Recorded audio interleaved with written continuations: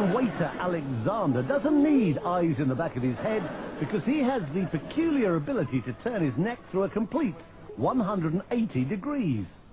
Normally the muscles and the vertebrae in the neck prevent that happening, but because of a peculiarity in his spine, Alexander has confounded orthopedic specialists for years. Many years ago, I started doing gymnastics, he says. That's when I noticed that my vertebrae seem to be very flexible and that I can turn my head farther than normal. I worked at it little by little, going a little farther each time, and one day I was able to turn my head all the way around.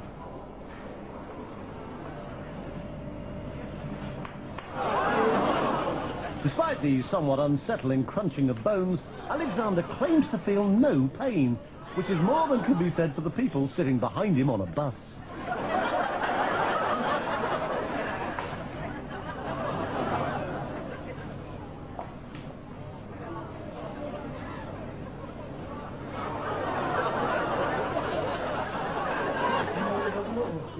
When I do it, it takes energy out of my whole body, he says. It requires 100% concentration.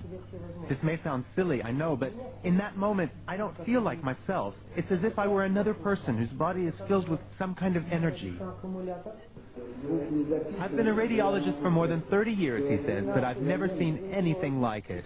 Alexander is extremely flexible, no doubt about it. However, I suspect that it's a congenital ability. It's not something anyone could learn or train for. On the contrary, if someone else were to try it, they would surely break their neck.